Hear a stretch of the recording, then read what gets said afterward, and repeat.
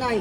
जरी आपण त्यांना नैवेद्य देऊन आलो असेल, त्यांचं मानपान करून आलो असेल, पण आपल्या कार्यक्रमासाठी आपले कुलदैवत, ग्रामदैवत, आपल्या गावची वेशीचे दैवत, आपले इष्टदैवत, हे सगळे दैवत आपल्या कार्यक्रमासाठी उपस्थित राहावे यासाठी आपण हा चौक भरलेला असतो. आणि या चौकाला, या 5 पावलीच्या कार्यक्रमाला जिथं दैव आपले बोलवले जातात आणि त्यांना आपण निवद बोनो करून आपल्यासोबत आपल्या कार्यक्रमासाठी बोलवण्याचा आग्रह करत असतो, आमंत्रण देत असतो, आव्हान देत असतो. तर यासाठी ह्या मुळीक परिवाराने सर्वांनी इथं आडजूड यायचं. इथे सावित्री मुळीक यांची गुरुदीक्षा आणि दैवतानाचा कार्यक्रम आहे. तर या कार्यक्रमाला सर्व निर्विघ्न पार पडावा आणि आमच्या देवांनी आमच्या कार्यक्रमाला उपस्थित राहावं असे सर्वांनी प्रार्थना करायची. तुम्ही सर्व एकत्रित तिघी का चौघी जावा, त्या जावांची तुमचे मिस्टर आहे.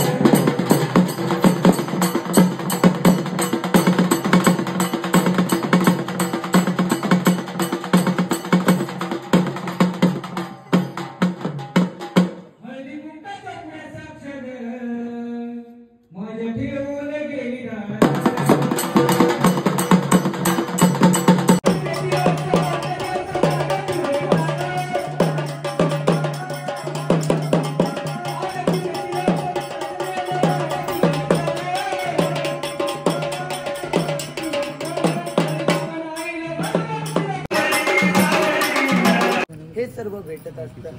आणि फक्त एवढंच नाही तर जे काही जगदंबा आपल्या घरामध्ये विराजमान करणार आहोत या जगदंबेचा मूळ मंत्र मिळणं सुद्धा गरजेचं असतं.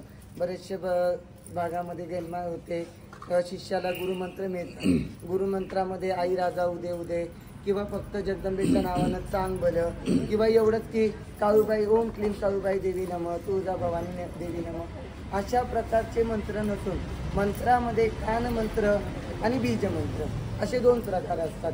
आता समजा आपण जगदंबेचा घेत आहोत, तुळजा भवानीचा घेत आहोत, तर तुळजा भवानीचा एक कान मंत्र असणार, दुसरा एक बीज मंत्र असणार. अशा प्रकारची आपण दीक्षा देतो. त्याचबरोबर लक्ष्मी आईचा हा एक कान मंत्र झाला आणि एक बीज मंत्र झाला. कान मंत्र हा साधनेसाठी उपयुक्त असतो आणि बीज मंत्र सर्व कार्यासाठी, वास्तूसाठी, वास्तूतल्या लोकांसाठी आणि वास्तूमध्ये कार्य करण्यासाठी. आणि जगदंबेची शक्ती, ब्रह्मांडाची शक्ती, ब्रह्मांडामध्ये सर्वस्व असणाऱ्या योगिनींची शक्ती आपल्याकडे आपल्या पद्धतीने आपण बीज मंत्र देतो.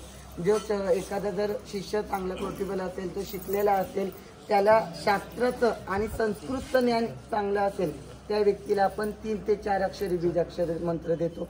एखादा व्यक्ती कमी शिकलेला असेल, त्याला एवढं शिक्षण पूर्णत्व नसेल, त्याला आपण 2 बीजाक्षरी मंत्र देतो. म्हणजे 2 असो, 3 असो अथवा 4 असो, हे जे काही बीज मंत्र आहे हा सर्वस्व महत्वाचा आहे. जगदंबेचा जो बीज आहे तो महत्वाचा आहे. उगाच कुठला पण बीज काढायचा, काळूबाईचा क्लीम काढायचा, तुळजा भवानीला क्लीम जोडायचा आणि तुळजा भवानीचा मंत्र झाला असं नाही. प्रत्येक देवीला एक विशिष्ट बीज मंत्र आहे आणि तो विशिष्ट बीज मंत्र त्या चौकावरती, त्या कार्यावरती पडणं गरजेचं असतं. नाही तर फक्त जन्मा केली, आम्ही एवढा मोठा खर्च केला, 2 लाख 3 लाख रुपये घालवले, एवढा मोठा आरास केला, एवढ्या मोठ्या देव्या बसवल्या, रात्रभर आम्ही मस्त एन्जॉय करून भरपूर खाल्लं, पण त्याला महत्व नसून त्या 2 बीज अक्षराला खूप महत्व आहे. आलं लक्षात?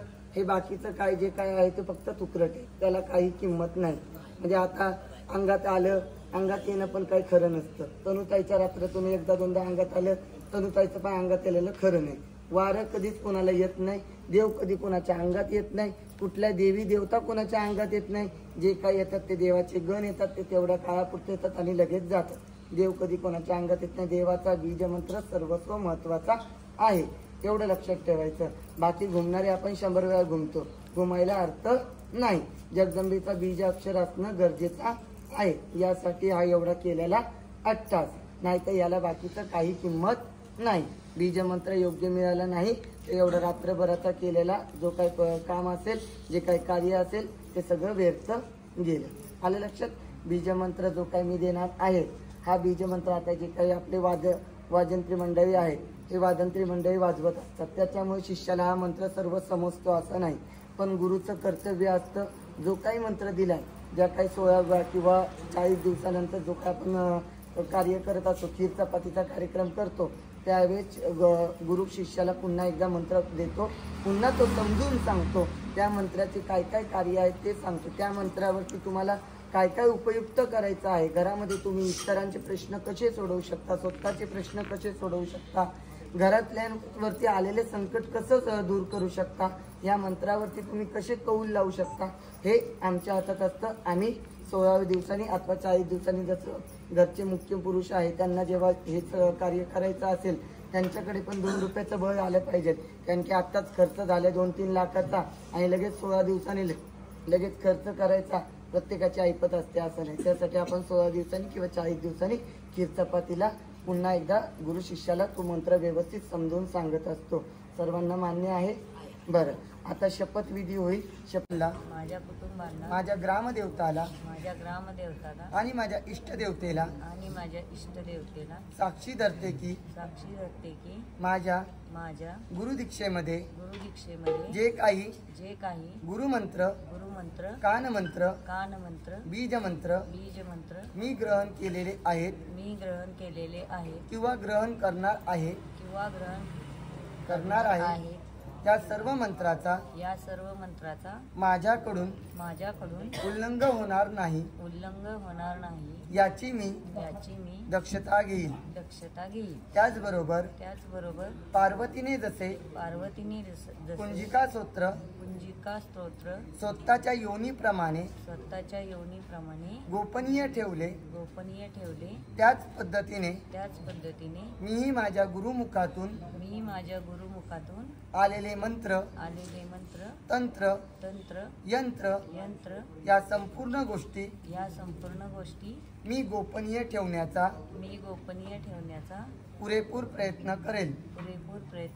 त्याचबरोबर माझ्या हातावर आलेली सुवर्णाच्या परडीचा मी कधीही स्वार्थासाठी गैरवापर करणार नाही. माझ्या गादीवर येणाऱ्या रंजल्या गांजल्या भक्तांना कधीही स्वार्थापोटी गैरवर्तन करणार नाही.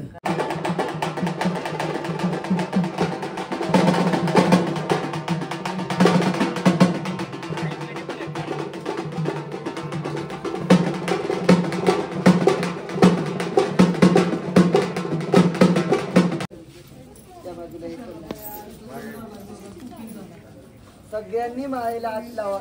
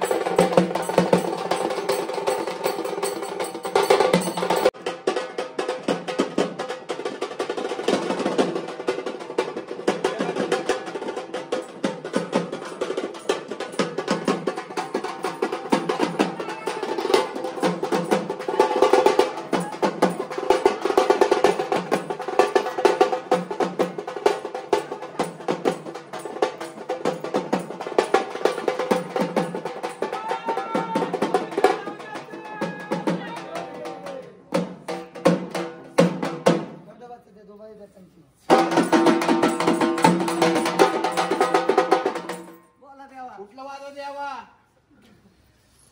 आई राजा